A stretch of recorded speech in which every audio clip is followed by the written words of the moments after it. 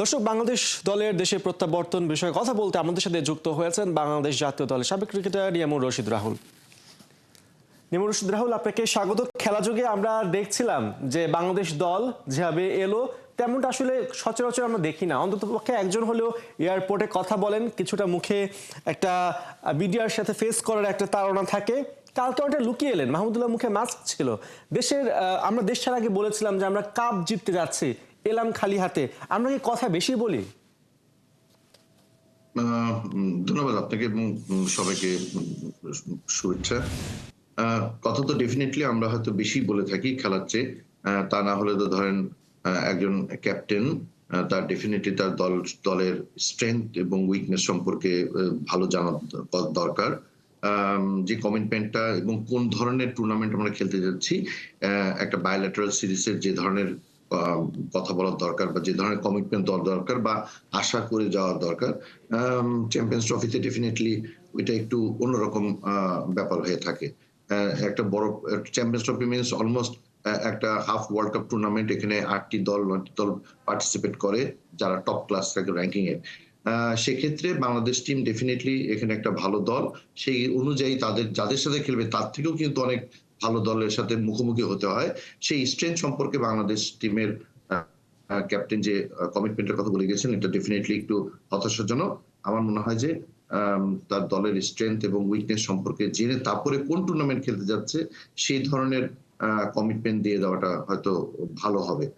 আমরা তো এখন প্রসঙ্গ তুলছি যে ক্যাপ্টেনকে রাখা যাবে কিনা, আর ক্যাপ্টেন্সিতে পরিবর্তন আসবে কিনা, কোচদের রাখা যাবে কিনা। এত সবের মাঝে কিন্তু নাজমুল হোসেন শান্তর জায়গাটাতেই সবচেয়ে বেশি গুরুত্বটা দেয়া যাচ্ছে বলতে গেলে, কারণ তিনি যেভাবে ফ্লপ হচ্ছেন, নিজে পারফরমেন্স করতে পারছেন না। আলটিমেটলি ক্যাপ্টেন্সি রোলে আনার মতন সময় কি এখন এসেছে, পরিবর্তন আনার মতো? দেখেন, প্রথমে আমাদের একটা লক্ষ্য ঠিক রাখতে হবে যে আমাদের নেক্সট টুর্নামেন্টটা কি, আমাদের পরবর্তীতে কোন কোন খেলাটার উপরে আমাদের সব থেকে বেশি জোর দিতে হবে এবং আমাদের নেক্সট 4-5 বছরের লক্ষ্যটা কোন জায়গায়, আমরা বাংলাদেশ টিমকে কোথায় দেখতে চাই, এই লক্ষ্যটা স্থির করাটা কিন্তু সব থেকে বেশি ইম্পর্টেন্ট। এটার উপর বেস করেই কিন্তু আপনি ক্যাপ্টেন্সি ঠিক করবেন। দেন আপনি একটা লং টার্ম কোচের যে জায়গাটা আমাদের খালি আছে সেটা আপনি নিয়ে আসবেন। সেই কোচের অধীনে লোকাল কোচ যারা আছে সবাই মিলে তখন একটা প্ল্যান করা উচিত। But there is no plan at all. ওই প্ল্যানটা না ঠিক করা পর্যন্ত তো আল্টিমেটলি আপনি জানতে পারবেন না বা আপনি করতে পারবেন না যে রাতারাতি আপনি কোচ পরিবর্তন করলেন বা ক্যাপ্টেন পরিবর্তন করলেন, তাহলে কিন্তু সমাধান হবে না। ক্রিকেট তো আসলে সবাই বলি যে it's a individual match, but দলীয়গত পারফরম্যান্সটাও কিন্তু অনেকটা ইম্পর্টেন্ট যেকোনো সিরিজ বা টুর্নামেন্ট জয় করার জন্য।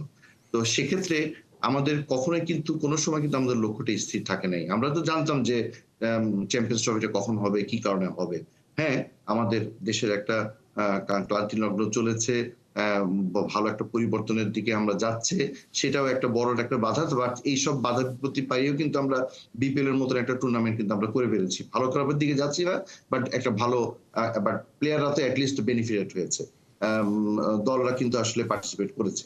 বাট আপনি যখন একটা টুর্নামেন্ট বা ওয়ার্ল্ড কাপ সামনে রেখে বা কোন একটা রেখে আপনি যখন একটা যাবেন, তখন কিন্তু আল্টিমেটলি আপনাকে একটা প্ল্যানিং করেই যেতে হবে। তো প্ল্যানিং সেক্ষেত্রে এর কথা বলছেন, লং টার্ম প্ল্যানিং এর কথা বলছেন। আসলে কি আমাদের cricket board long term plan করার মতো গার্ডস রাখে কিনা? আমরা সবসময় দেখে থাকি শর্ট টার্ম স্ট্যান্ডবাজি তারা করে থাকেন। বিশেষ করে এই যে বর্তমান সময়ে আমরা দেখলাম নানা ধরনের প্রতিকূলতা রয়েছে, এর মধ্যে বিপিএলটা আয়োজন হলো, অনেক তড়িঘড়ি করে করা হয়েছে, বোঝাই গেছে যে এখানে পরিকল্পনার অনেক অভাব রয়েছে। এখন আবার আমরা বলছি যে ক্যাপ্টেন্সিতে পরিবর্তন আনা উচিত কিনা বা কি ধরনের পরিকল্পনা নেওয়া উচিত, আমাদের বর্তমান বোর্ড তারা কি এই ধরনের গার্ডস দেখাতে পারবেন বা বর্তমান পরিস্থিতি সেটাই বলছে? দেখেন, এটা তো আসলে বলাটা এখন খুব মুশকিল, বাট আমরা যতটুকু আমরা তো আশা তো করতেই পারি। এখন দেখেন, আপনি বোর্ডের তো সব ডাইরেক্টররাও তো এখানে নাই। অনেক ডাইরেক্টররা কিন্তু এখনো মনে করেন যে যারা অনুপস্থিত আছে সেই রিপ্লেসমেন্ট কিন্তু এখনো হয় নাই। তো যারা আছেন তারা তো ডেফিনিটলি চেষ্টা করছেন, বাট আপনি এটাও মনে রাখতে হবে যে ফারুক ভাই যিনি এসছেন উনি যথাযথ চেষ্টা করে যাচ্ছেন। দেখেন, Bangladesh cricket premier division, first ডিভিশনের খেলাগুলোও কিন্তু নিয়ে কিন্তু সংশয় ছিল। বাট তার তত্ত্বাবধানে বলেন বা তার হস্তক্ষেপে বলেন, এট লিস্ট মাঠে তো ক্রিকেট করাচ্ছে। আগামীকাল থেকে বা পরশুদিন থেকে ৩ তারিখ থেকে প্রিমিয়ার ডিভিশন খেলা শুরু হবে। তো অ্যাটলিস্ট ক্রিকেট কিন্তু মাঠে গড়াচ্ছে, ক্রিকেট কিন্তু বন্ধ নাই। তো সেক্ষেত্রে একদিক দিয়ে আপনি বলতে পারেন যে ক্রিকেট কিন্তু চলমান। বাট অন্যান্য যে জিনিসগুলি আছে সেটার জন্য তো ডেফিনিটলি একটা ব্রিদিং স্পেস তো তাকে দিতেই হবে। সেই ব্রিদিং স্পেস আপনি রাতারাতি ৬ মাসে কিন্তু পরিবর্তন আপনি পাবেন না। তো আমাদেরও কিন্তু জিনিসগুলিকে বুঝতে হবে যে আপনি যখন একটা দায়িত্ব কেউ নেয় তখন কিন্তু তার চাপটাও কিন্তু অনেক বেশি পড়ে যাচ্ছে। তো সেক্ষেত্রে এখানে আমরা যেটা বাইরে থেকে যেটা বুঝি বা আমরা বাইরে থেকে যেটা আমরা আশা করি যে সবাই মিলেমিশে কাজ করলে দেশের ক্রিকেটটা এবং ক্রিকেটটা যাতে করে ভালোভাবে হয়। আরো আগায় নিতে পারে। তো ডেফিনিটলি ফারুক ভাই যেহেতু অ্যাজ এ ক্রিকেট প্লেয়ার ছিলেন, ক্যাপ্টেন ছিলেন, হি হ্যাজ সাম নলেজ এবং আমার মনে হয় যে ডেফিনিটলি নেক্সট কোন মানে পদক্ষেপ নিতে গেলে ডেফিনিটলি একটা প্ল্যানিং এর মধ্যে তো তারা কিন্তু যাবেই প্ল্যানিং এবং এর সময়টা কি তিনি পাবেন? আমরা তো দেখতে পাচ্ছি যে এই বছরই ইলেকশন রয়েছে বিসিবির, তারপরে নতুন যে কমিটি আসবে তারাও খুব একটা বেশি সময় পাবে না 2027 ওয়ার্ল্ড কাপের আগ মুহূর্তে। তার মানে কি আমাদের এইসব কথা এই আলোচনার মধ্যে সীমাবদ্ধ থাকবে যে লং টার্ম প্ল্যানের কথা? দেখেন ইলেকশন তো ডেফিনিটলি এটা একটা প্রোটোকল এবং এটা তো আপনাকে মানতেই হবে এবং আইসিসির কিন্তু একটা গাইডলাইন আছে। তো সেক্ষেত্রে এটা তো এটার জন্য তো আর আসলে আমাদের ক্রিকেট থেমে থাকার কোনো কারণ নেই। তো যেহেতু এটাও কিন্তু তাদের মাথায় আছে এবং যারা পার্টিসিপেট করবে আম বা ইলেকশন যারা করবেন তাদেরও তো ডেফিনিটলি একটা ওই টাইমটুকু তো আপনাকে দিতেই হবে। সো আগে আপনাকে প্ল্যানিংটা তো আপনাকে করতেই হবে। সেটা প্ল্যানিং এর সাথে তো ইলেকশনের কিন্তু কোনো সম্পর্ক নাই। সো ইলেকশনের জায়গায় হবে। প্ল্যানিং এর জায়গায় থাকবে। যেই আসুক না কেন ওই প্ল্যানিংটাকে এক্সিকিউট করতে যাবে। আচ্ছা, আপনি কি আমরা তো মনে করেন দেখলাম যে গতকালকে কোয়াবের একটা ইলেকশন হলেই যে আপনার ওয়ার্ল্ড কাপ টিম পার্টিসিপেট করবে না তা কি হয়? বা ইলেকশন বন্ধ হলে যে ওয়ার্ল্ড কাপ টিম পার্টিসিপেট করবে না তা কি হবে? তা কিন্তু হবে না। গতকালকে আমরা কোয়াবের মিটিং দেখলাম যেখানে আসলে ক্রিকেটাররা পারিশ্রমিক নিয়ে খুব একটা মানে স্বস্তিতে নেই, সেটা বুঝিয়ে দিয়েছেন তারা। এখানে অনেক পরিবর্তন আনতে চাচ্ছেন। ঠিক আমরা যখন দেখতে পাচ্ছি বাংলাদেশ দলের ক্রিকেটারদের পারফরমেন্স পড়তির দিকে, ক্রিকেটাররা বিপিএলও পারিশ্রমিক পাননি। আসলে কি এই যে পারিশ্রমিক না পাওয়া, ঠিক মতো খেলার মতন সব ধরনের সুযোগ সুবিধা না পাওয়া, এগুলোই কি তাদের পড়তি ফর্মের একটা কারণ হতে পারে? না দেখেন পারিশ্রমিকটা ডেফিনিটলি বাংলাদেশ প্লেয়ারদের জন্য খুব একটা ইম্পর্টেন্ট একটা ব্যাপার। সবথেকে ইম্পর্টেন্ট ব্যাপার ক্লাবগুলি যে আপনার পার্টিসিপেট করছে এবং এখানে যে তারা এই ইন্টারিম পিরিয়ড এর মধ্যে আমরা জানি কি হয়েছে ৫ই আগস্টের পর থেকে। তারপরেও যে ক্লাব ক্রিকেটাররা যে স্পন্সর জোগাড় করে টাকা জোগাড় করে প্লেয়ারদেরকে কম হলেও বেশি হলেও মাঠে কিন্তু গড়াচ্ছে। এটা ২০০৩ এ কিন্তু একবার এরকম হয়েছিল। তো সেক্ষেত্রে এটা আমরা হয়তো নেগেটিভ দিকটা না চিন্তা করে আমরা পজিটিভ দিক থেকে চিন্তা করি যে থ্যাঙ্কস জানাই যে বাংলাদেশের যা ক্লাব ক্রিকেটাররা মাঠে গড়াচ্ছে এবং প্লেয়াররা ১০ টাকার জায়গায় ২ টাকা ৫ টাকা তো পাচ্ছেই। তো দিস ইজ ভেরি গুড যে বন্ধ হওয়ার চেয়ে। ফার্স্ট ডিভিশনটাও কিন্তু একসময় বন্ধ হওয়ার পর্যায়ে ছিল। But thanks to Bangladesh cricket board এবং বোর্ড প্রেসিডেন্ট যে তাদের হস্তক্ষেপে এই জিনিসগুলো হয়েছে। আর আমাদের যে জিনিসগুলি যে কোয়াব বলেন বা যেই বলেন সবসময় ক্রিকেটারদের পাশেই ছিল। তারাও কিন্তু আলটিমেটলি এই ব্যাপারটা নিয়ে আলাপ আলোচনা করেছে এবং সামনে আরো করা হবে।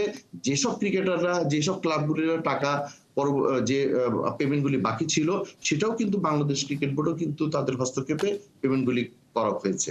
যেটা আমি যতটুকু জানি। ডেফিনিটলি এটা কোয়াবের প্রেসিডেন্ট এবং ভাইস সাধারণ সম্পাদক আরো ভালো বলতে পারবেন। বাট আলটিমেটলি কিন্তু প্লেয়াররা কিন্তু লুজার কিন্তু কখনো হয়নি। হ্যাঁ, যে পারিশ্রমিকটা তাদের পাওয়ার আশা ছিল, বিপিএল এ যেটা আশা ছিল এবং একটা কথা বলে রাখা ভালো, বিপিএল শুরু হওয়ার আগে কিন্তু বোর্ড প্রেসিডেন্ট প্লেয়ারদের সাথে কথা বলেছে। প্লেয়াররাও কিন্তু বলেছে বিপিএলটা হোক, আমরা দরকার হলে কিছু কম টাকা হলেও আমরা কিন্তু মেনে এখন নিতে অনেক রাজি। সময় তারা টাকাই সেটাও পাননি, কিন্তু এটা আসলে দুঃখের বিষয়।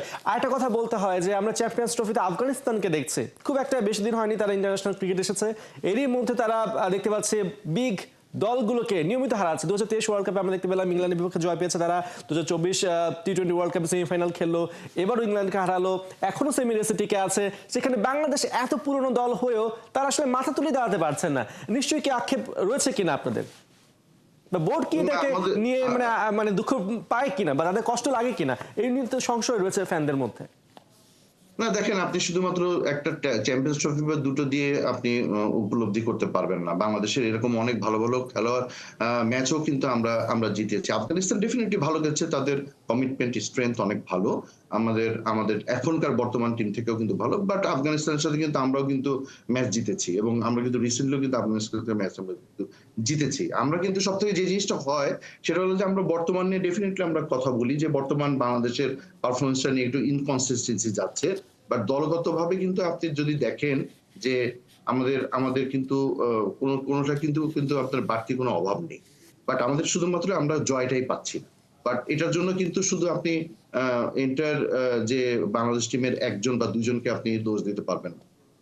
কনসিস্টেন্সির একটা প্রবলেম যাচ্ছে যেটা সবসময় আছে এবং সবথেকে বড় কথা হলো যে আমাদের যারা সিনিয়র ক্রিকেটাররা যাচ্ছে they are not in a good form এবং সাথে যারা ইয়াং যারা আছে তাদেরকে ওই যে জিনিসটা আমি বলছিলাম যে নেক্সট ২৭ এ যে লক্ষ্যটা সেই লক্ষ্যটা যদি আমরা ঠিক করে করতে পারি কাদেরকে দিয়ে আমরা খেলাবো সেটাই। এখন থেকেই সেটাই কিন্তু সবথেকে বড় ইম্পর্টেন্ট হবে। তাহলে দেখবেন যে বাংলাদেশ একটা গুড প্রসেসের মধ্যে যাবে ফর উইনিং অ্যান্ড উইনিং। দেখা যাক আসলে পরিকল্পনাটা কি হয়। অনেক ধন্যবাদ নিয়ামুর রশিদ রাহুল আপনাকে আমাদের সাথে যুক্ত হবার জন্য।